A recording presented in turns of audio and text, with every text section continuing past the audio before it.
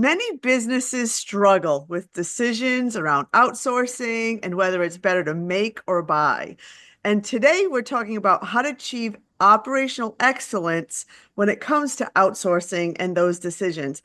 And I have two fantastic people with me today from RSM's family office. So Ben Berger is an RSM market leader who works with large and complex family enterprises, serving both the business and the family. And Ron Nahass is a RSM consultant and trusted advisor to some of the world's largest families and financial intermediaries. Thanks for being with me. First, let's start with defining operational excellence. How is it in a family enterprise defined? When we think about operational excellence, we really think about four primary areas, and that's people, process, technology, and data. So we think about excellence both in the business as well as the family office, if it exists. On the people side, we're really thinking about people who are hired, trained, developed, and retained to do specific tasks for which they're hired. And of course, that evolves over time. Process is really, how are things getting done? Whether it's as simple as a month-end close or whether it's different functions. So the accounting function, the HR function, the tax function, right? All these things, are there formal processes in place? Technology, when we really think about technology, we're thinking about the risk management element of that. So we're thinking about cybersecurity. We're thinking about systems and systems talking to each other and technology that really meets the demands of the family enterprise and the family business. And then finally, data.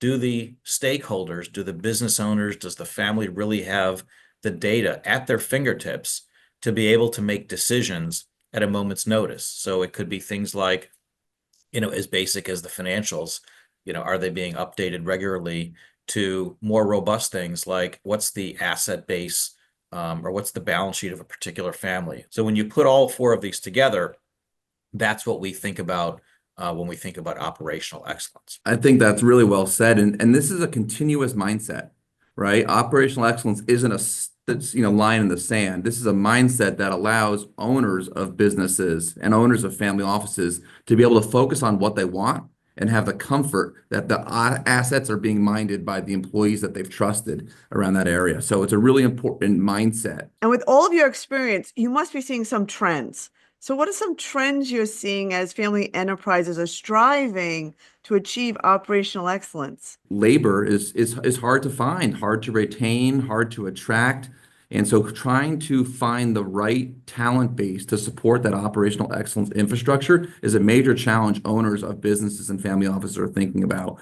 And so what we start to see is definitely thinking about compensation and benefits as kind of a starting point, but also how do you set in place the right technologies to support talent so that they're not doing, mind-numbing Excel tasks like legacy days, but having more automation and ways to do things more effectively and efficiently. And in some cases, finding ways to pair up specialized talent outside of a firm with in-house talent to really help them get more on that learning journey to really help them drive that area. So outsourcing has really been sort of seen as more of a complement necessarily than a replacement of talent. Other types of trends that we're really starting to see are how do you do more with a little bit less resource, right? So be a little bit more efficient with the dollar. And so we've seen kind of the value equation become a little bit more slanted towards renting fractional type of employees through an outsourcing model rather than retaining a whole individual to do one particular task that may be more specialized. The generational succession that's happening, right? So we're seeing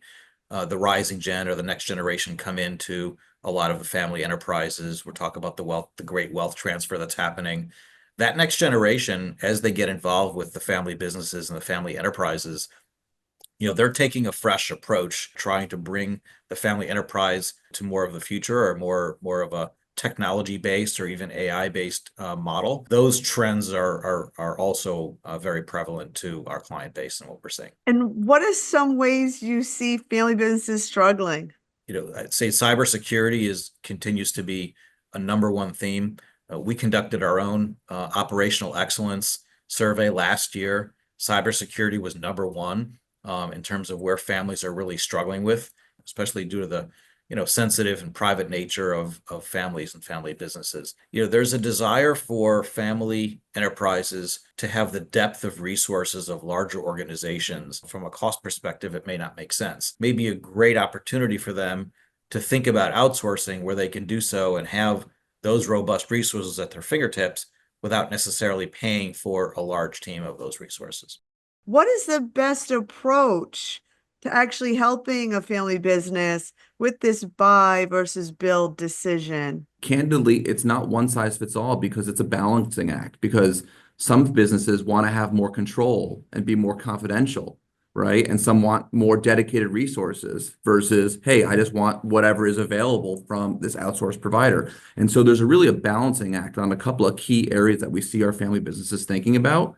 But it's a big decision because especially if you give control of your IT department to a third party, they have access to all of your critical information. So having trust in the firm that you're really thinking about outsourcing something to really is absolutely critical. And what we find as families are thinking about what to outsource, if anything, it starts with sort of a current state, future state type of assessment of where they are today, where the pain points are based on some of the challenges that, Ben and I were talking about earlier around technology, around workforce, around privacy and risk, right? And then trying to think through what a future state might look like and a roadmap to be able to get there. And that takes a little bit of time to kind of go through. But it's not like a roadmap that's going to be 20 years down the line. These are things that are 1 year, 2 years, 3 years down the line that can then be put into action by working with third parties that can then help find 0.5, controllers or 0.3, chief information security officers.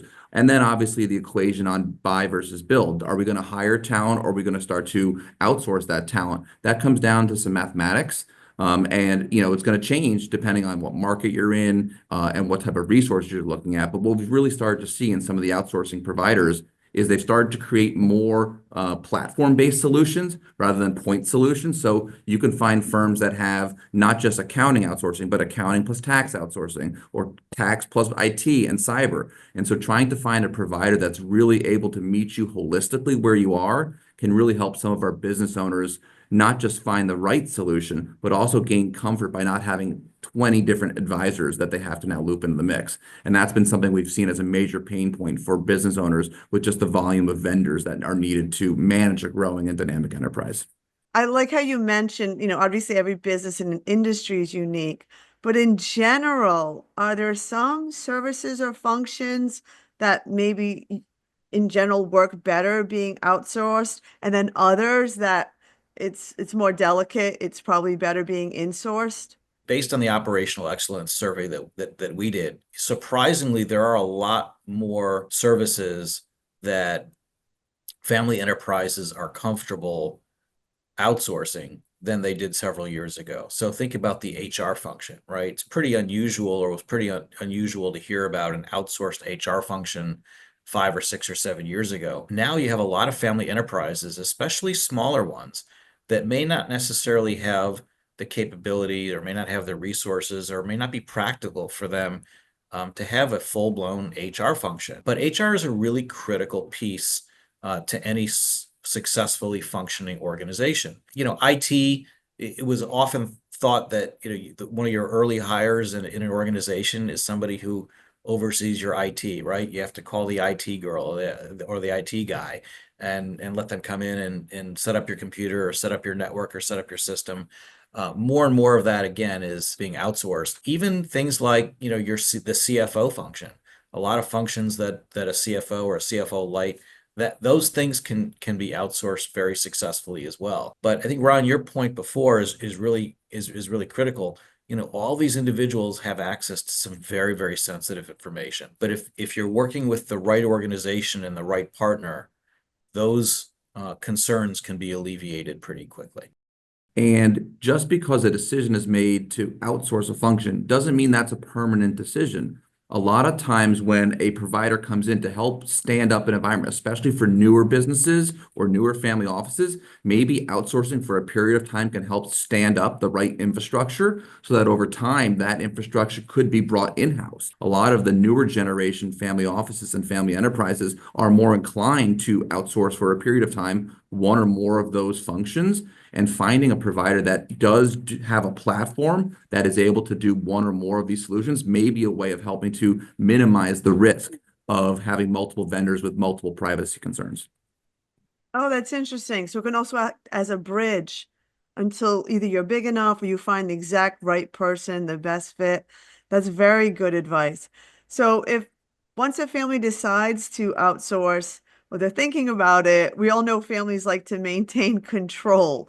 So what is some of your advice in terms of maintaining control over those key functions once they do decide to outsource? It's such a good question, and many people have this idea that outsourcing is a set and forget thing. Oh, we made the decision, now I don't have to worry about this.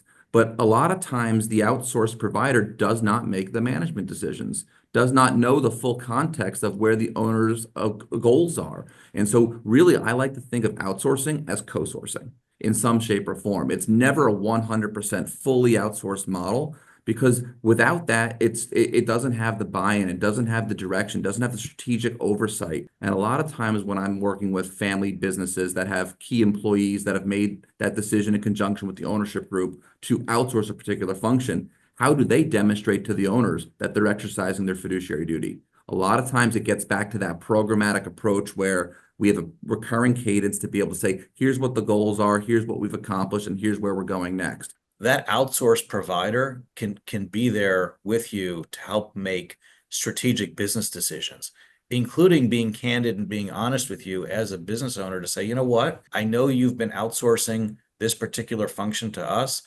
I think now it probably makes sense for you to think about hiring somebody internally. Another thing I'm hearing is you have to be careful. Over time, you could end up being outsourcing with all these different vendors and suppliers. So what would be maybe some of the advantages of using one professional service firm for all of your outsourcing needs? Like, does that happen? What are you seeing? Does your business partner have the ability to scale up and scale down to meet the needs of you, the family enterprise or the family business? And if that's the case, then I think you found a really good partner. And those needs that you have as an organization are going to ebb and flow over time. And it's a lot easier to work with one organization versus going to multiple vendors, right? When you're with one, you're also minimizing the privacy risk, right? You're keeping those private, sensitive family business matters all within one organization. You want to find the best, and a lot of our families want to find the best, right? So finding someone that does it all may not be optimizing everything, right? And so trying to find the right complement of vendors that are complementary to each other, that work collectively to support the family business and family office, I think is the most important, right? So finding platforms that are able to be open architecture, which is one of the terms of art that I've seen a lot of times in a lot of areas where you can kind of use what you need over time, and that might change over time. So any last piece of advice for maybe a business that's on the fence or they don't know where to start? Having a conversation with some professionals that are seeing other examples is probably the best source of getting comfort. And then also talking to other businesses or families that have made that decision, I think is probably the most important thing to gain that comfort. A few years ago, there was a lot of hesitancy to outsource because of the privacy concern. With the advent of the cloud and more stringent sort of cybersecurity protocols, people have become much more, in general, open to these types of ideas. Now, where that can go from here about outsourcing to AI or outsourcing other types of functions, as Ben kind of alluded to, is kind of more the emerging ground. And some people are early adopters of that. Some people want to make sure that these models are proven. So thinking about where you are in that curve of, do I want the latest and greatest, or do I want the tried and true? And then what are some of the common examples where businesses like me in my stage of development with my goals and aspirations have done that? Talking that out is always a really important area. And we have an approach that I've used to kind of do sort of gap assessment and help people think through that as a starting point. Having a conversation with an outsourced provider and letting them give you very specific examples of families or family businesses that are similar to yours. I know each one is different, but how outsourcing was successful is really helpful. So you're able to really get a flavor for how that was done, not only the outsourcing itself, but it, like Ron, like you said, the process of determining whether it makes sense and to what level it makes sense is also critical. And we started the conversation, we talked about the rising gen or the next generation, bringing that generation in if they're involved with the family enterprise, even though they may not be at the more senior levels, just to get a fresh perspective or a fresh set of eyes, also might be something to consider as well for some organizations. Thank you so much. I think we've helped a lot of family businesses, especially around this issue, and you gave such specific advice and things to think about.